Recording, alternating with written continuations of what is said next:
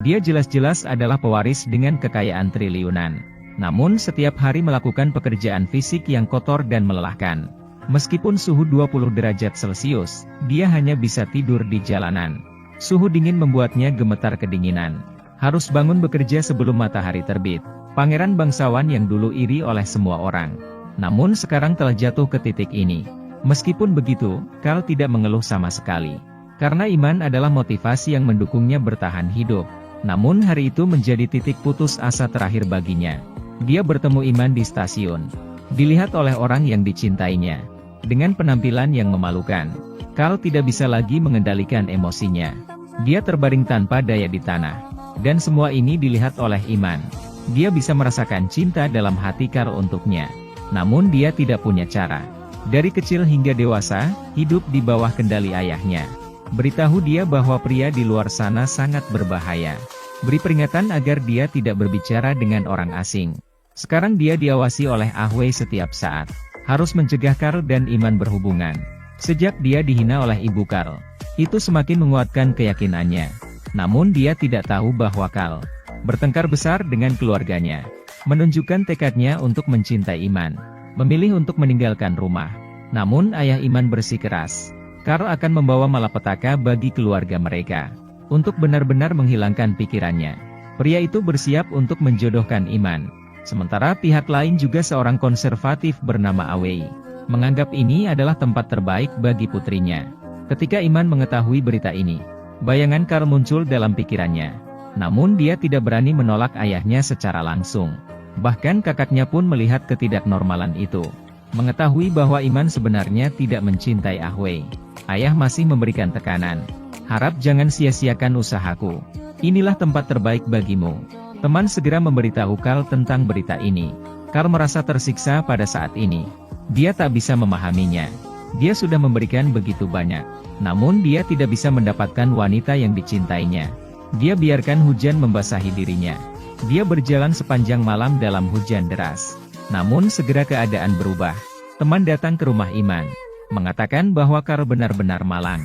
Sekarang tidak hanya tanpa tempat tinggal. Kehilangan orang yang dicintainya lagi secara tiba-tiba. Kata-kata ini diingat oleh Iman.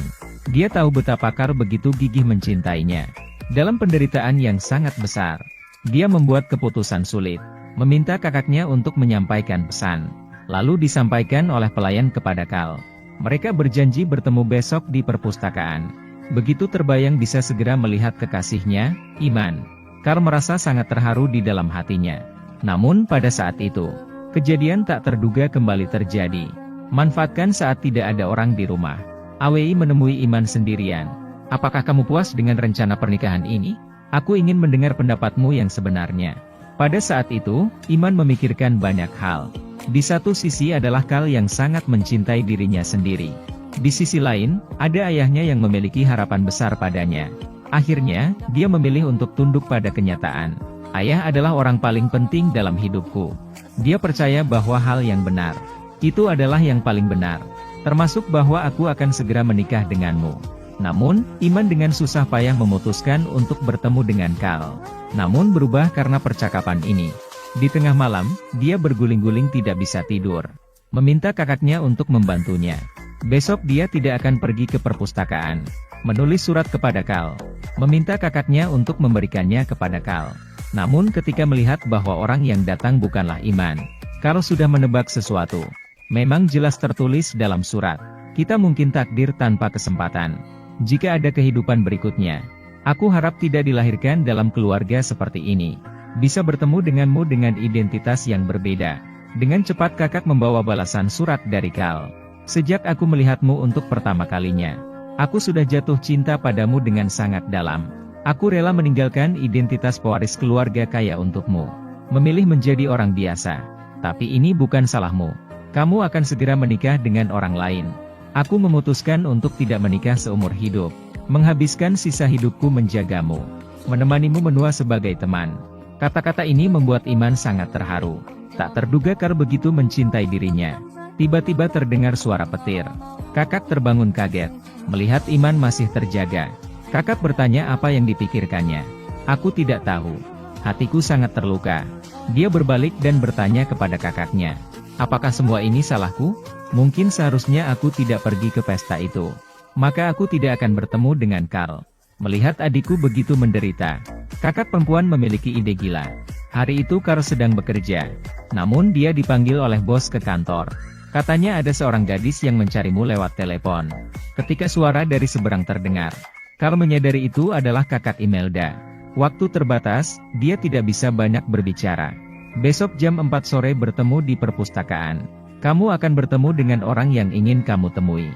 Ini tanpa ragu membuat Carl melihat harapan lagi. Namun saat kakak membawa Imelda pergi, tepat ketika Ah Wei melihatnya. Kemudian Carl tiba di perpustakaan.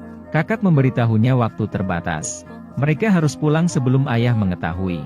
Setelah berhari-hari, akhirnya Carl bertemu dengan Imelda yang selalu diingatnya. Dan kali ini Imelda dengan sukarela melepas kerudungnya. Pada saat ini, keduanya saling menatap. Iman mengeluarkan surat yang ditulis oleh Carl untuknya.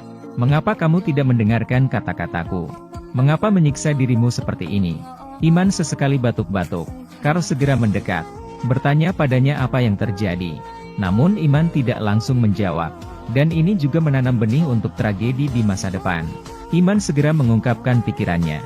Hari itu aku melihatmu di stasiun. Aku merasa tidak bisa mengungkapkan perasaanku. Mungkin aku adalah penyebab dari semua ini. Jika kamu tidak pernah bertemu denganku, semua ini tidak akan terjadi. Namun Carl sama sekali tidak peduli. Mencintaimu adalah hal paling bahagia dalam hidupku. Namun aku akan segera menikah. Maka aku tidak menyesal mencintaimu. Mendengarkan pengakuan cinta Carl, air mata Iman tak henti mengalir. Dia sudah sepenuhnya memahami perasaan Carl.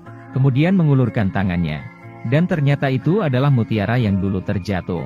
Iman menangis sambil berkata, aku benar-benar ingin mencintaimu. Tapi aku tidak punya cara. Jelas, saat ini dia juga berjuang dalam hatinya. Dua mutiara ini melambangkan cincin cinta mereka. Iman akan mengembalikannya kepada Carl. Itu menunjukkan bahwa hatinya sudah mulai terguncang. Mulai membayangkan melawan ayahnya. Namun pada saat itu, keduanya tidak akan menyadari. Ayah sudah kembali ke rumah. Menemukan bahwa Iman tidak ada di rumah. Dia mulai berteriak pada keluarganya untuk menghukum Iman yang pergi diam-diam. Bahkan menghukumnya untuk tidak tidur selama 1 hari dan 1 malam. Hanya bisa berlutut di tanah. Namun, detik berikutnya,